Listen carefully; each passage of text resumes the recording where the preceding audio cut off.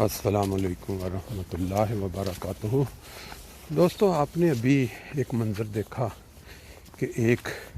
Train آ رہی تھی اور دوسری جا رہی تھی۔ آنے اور جانے کا یہ جو منظر ہے یہ بالکل انسانوں کے اوپر بھی ایسے ہی بیٹھتا ہے۔ اس دنیا کے اندر نئے انسان آتے ہیں اور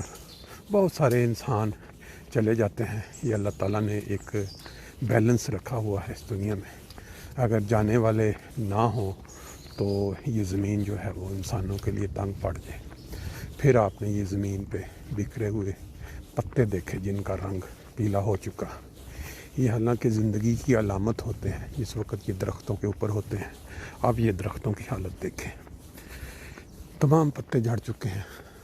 سردیوں میں یہ درخت صرف یوں ہی خالی ٹہنیوں کے ساتھ رہیں گے۔ انسانی زندگی کے متعلق آج صبح دن ہے، آج جمعرات اور تاریخ ہے آج 11 نومبر 2021۔ زندگی کی صبح کی جو چہل پہل ہے وہ اس کا نظارہ آپ دیکھ رہے ہیں۔ فرینکفرٹ کے اندر بچے بھاگم بھاگ اسکول جا رہے ہیں، لوگ اپنی جابس کے لیے نکلے ہوئے ہیں تیز، اور ہم آپ کو فرینکفرٹ کا ایک جو علاقہ ہے پروئنگسہائم اس کا نظارہ بھی ساتھ ساتھ کرواتے ہوئے اور چند باتیں آپ کے ساتھ کرتے ہوئے، امید ہے کہ دوست جنہوں نے یہ نظارے کبھی نہیں دیکھے فرینکفرٹ کے، یہاں صبح جس وقت کے گہری دھند پڑی ہوئی ہے، آج کل پاکستان میں بھی بہت زیادہ دھند ہے۔ موسم جب چینج ہوتا ہے، یورپ میں سردیوں کا آغاز ہوتا ہے، تو تقریباً ڈیلی اسی طرح سخت دھند کا منظر دیکھنے کو ملتا ہے۔ پھر جیسے جیسے سورج نکلتا آتا ہے یہ کم ہونا شروع ہو جاتی ہے۔ بات ہو رہی تھی زندگی کی۔ اللہ تعالیٰ نے ہر انسان کو جو اس دنیا میں آیا عقل فہم دی ہوئی ہے۔ وہ جیسے جیسے بڑا ہوتا جاتا ہے، کس ماحول میں اور کس حالات میں وہ پرورش پا کے بڑا ہوتا ہے، اس کا جو کیا کہتے ہیں اثر اس کی آنے والی زندگی پہ لازمی پڑتا ہے، جس کا اظہار آپ آج کل بدقسمتی سے ہمارے دیس میں دیکھ رہے ہیں۔ جو کچھ ہو رہا ہے کسی سے کوئی لکا چھپا نہیں ہے۔ پیارے نبی محمد صلی اللہ علیہ وسلم کی حرمت کی خاطر، ناموس کی خاطر، ایک طرف ملک کو بچانے والے، ملک کی حفاظت کرنے والے ہیں، اور ایک طرف ملک کو تباہ کرنے والے، لوٹ مار تو نہیں ہم کہہ سکتے، توڑ پھوڑ کرنے والے، اپنی ہی بنائی چیزوں کو توڑنے والے اور معصوم عوام کا مالی نقصان کرنے والے، جانی نقصان کرنے والے۔ میرا نہیں خیال کہ مجھے اس کو کھول کے بیان کرنا چاہیے، اس لیے کہ کوئی آدمی دنیا میں جہاں بھی اس وقت بس رہا ہے وہ پاکستانی اور اس کے علم میں نہ ہو کہ یہ کیا ہو رہا ہے۔ پیارے نبی کے نام پہ اپنے ملک کو تہس نہس کرنے والے ایک طرف ہیں، اور اسی پیارے نبی کے نام اور حرمت کی خاطر ملک کی حفاظت کرنے والے دوسری طرف ہیں۔ آپ نے وہ ویڈیوز بھی دیکھی جس میں میں ان کے لیے کیا الفاظ استعمال کروں،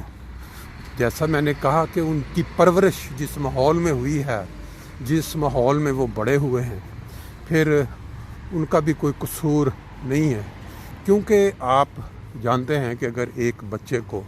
پیدائش کے بعد جنگل میں چھوڑ دیا جائے اور جب وہ 15-20 سال کا ہو اس کو اٹھا کے دوبارہ شہر میں لے آئیں تو وہ جنگل کی زبان بولے گا، جانوروں کی زبان بولے گا، وہی حرکتیں کرے گا۔ بالکل یہی اس وقت ہمارے دیس کے اندر ہو رہا ہے۔ یہ جو منظر آپ دیکھ رہے ہیں اس وقت، یہ وہی پہلے میں شروع میں آپ کو دکھایا تھا کہ جو ٹرین کا، یہ فرینکفرٹ مین ریلوے اسٹیشن سے جو جاتی ہے، یہ آگے اس کا آخری سٹاپ ہے،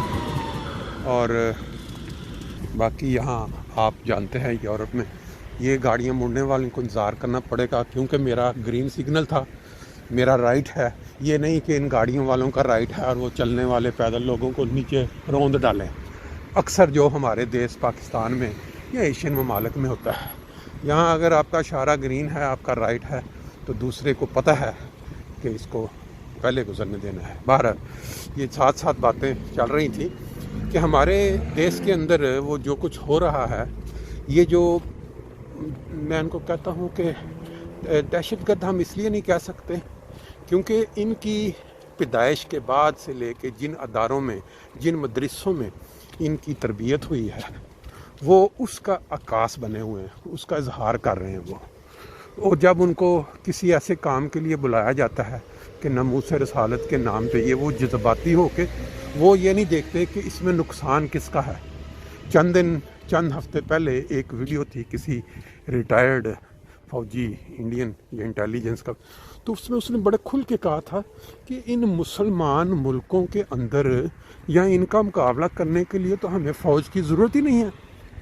ان ممالک کے اندر ہی ہمارے ایجنٹ بیٹھے ہوئے ہیں، یعنی وہ رہنما، مذہبی رہنما جن کو خرید لیا جائے، ان کو ایک ایجنڈا دے دیا جائے کہ آپ نے اس طرح سے ملک میں آگ لگانی ہے اور تیس نیس پھیرنا ہے، تو وہ جو ہے وہ ویسے ہی ہمارے کام کر دیں گے۔ فوج کی کیا ضرورت ہے؟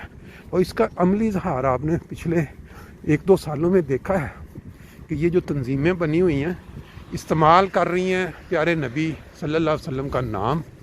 اور عزائم ان کے یا ان کے جو ارادے ہیں، جو ان کے حاصل کرنے کا جو ان کا مقصد ہے، وہ اپنے سیاسی مقاصد ہیں۔ اب وہ سیاسی جماعت بن گئی ہے، ووٹ بھی لیتے ہیں، اور جب ان کی مرضی کے مطابق کوئی کام نہیں ہوتا تو وہ ملک کا کیا کہتے ہیں ڈنکا بجا دیتے ہیں، کہنا چاہیے، یا ہر چیز کو تہس نہس کرنے کے ویری ہو جاتے ہیں۔ بہرحال انسان کی جو زندگی ہے یہ اللہ تعالیٰ کی ایک نعمت ہے، اور ہر انسان، خواہ وہ کروڑ پتی ہو، خواہ وہ بہت ہی غریب ہو، خواہ اس کے پاس دنیا کی بہت بڑی طاقت ہو، جیسے آج کے دور میں آپ سمجھتے ہیں کہ امریکہ کا وزیر اعظم، امریکہ کا صدر ہو تو وہ پوری دنیا کا پاورفل ترین انسان ہے کیونکہ اس کے پاس طاقت ہے۔ اسی طرح چھوٹے چھوٹے ممالک کے جو وزیر اعظم ہوتے ہیں، فوج کے جو سربراہ ہوتے ہیں، ان کے پاس طاقت ہوتی ہے، وہ اس طاقت کے زوم میں، اس طاقت کے نشے میں غریب لوگوں کا، معصوم لوگوں کا اور ایسا استحصال کرتے ہیں،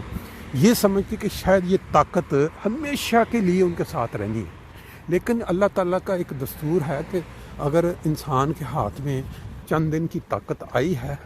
تو وہ طاقت اگر غلط طریقے پہ استعمال ہوگی، ناجائز ہوگی، تو پھر خدا تعالیٰ نے اس کا مواخذہ رکھا ہوا ہے، اس کی سزا رکھی ہوئی ہے۔ اب آپ کے سامنے 2 مثالیں ہیں، ایک بھٹو کی لے لیں، وزیر اعظم پاکستان صاحب کا، اور ایک صدر ضیاء الحق۔ ان دونوں نے جب ان کو طاقت ملی، ان کو جب پاور ملی، تو ایسے تھا کہ پورے پاکستان کے اندر ان کی مرضی کے بغیر کچھ کام نہیں ہو سکتا تھا، تو انہوں نے اس طاقت کو غلط استعمال کرتے ہوئے ایک معصوم ایسی جماعت کے خلاف ایسے اقدام کیے کہ جس سے انسانی حقوق کی دھجیاں اڑا دی گئیں۔ اور پھر خدا تعالیٰ نے جو ان کے ساتھ کیا اس دنیا کی نظروں کے سامنے، یہ نہیں کہ وہ بڑی نارمل زندگی گزار کے اور ایک قدرتی موت وہ یہاں سے گئے، دونوں کو اللہ تعالیٰ نے دنیا کے سامنے عبرت کا نشان بنا دیا۔ سب جانتے ہیں، اس میں کوئی زیادہ ڈیٹیل میں جانے کی ضرورت نہیں ہے۔ اب یہ جو لوگ ہیں جو آج کل کر رہے ہیں، یہ تو ایک نہیں بلکہ یہ تو ہزاروں کی تعداد میں ہے، اور یہ جس طرح لوگوں کو تنگ کر رہے ہیں، جس طرح املاک کو توڑ پھوڑ رہے ہیں، اور جب ان کی مرضی کے مطابق کچھ نہیں ہوتا، یہ جو فرانس کے وزیر کو نکالنا یا فلانا کرنا، پہلے آپ اپنے آپ کو اس لیول پہ لے کے آئیں، اس طاقت پہ لے کے آئیں جہاں آپ اس پوزیشن میں ہوں کہ آپ کے اس احتجاج سے یا آپ کی توڑ پھوڑ سے فرانس کو کوئی اثر پڑنے والا ہے، یا ان کے اوپر کوئی اثر ہونے والا ہے، یا ان کا کوئی نقصان۔ جب آپ کے پاس وہ ہے ہی نہیں ہے طاقت، تو آپ کس طرح یہ کر سکتے ہیں کہ جی لیں جی ہمارا آج کا جو پیدل سفر اور یہ نظارے ساتھ یہ دیکھیں، ایک اور ٹرین جو ہے وہ بھی پہنچ گئی دھند کے اندر. اب اس کو دیکھنا بھی دور سے ذرا مشکل ہے. بہرحال بات ہماری چل رہی تھی کہ اللہ نے جو فہم اور عقل انسان کو دی ہے اس کو اگر پازیٹیو طریقے سے استعمال کیا جائے تو جب ان پتوں کی طرح جب انسان نے بھی ایک دن جھڑ کے قبروں میں پہنچ جانا ہے تو پھر اس دن اس کو حساب کتاب دینے میں آسانی رہے گی، اس کو مشکل نہیں ہوگی. کیونکہ ایز اے مسلمان، بحیثیت مسلمان، ہمارا یقین ہے کہ خدا تعالیٰ نے ایک دن حساب لینا ہے. اللہ سب کو فہم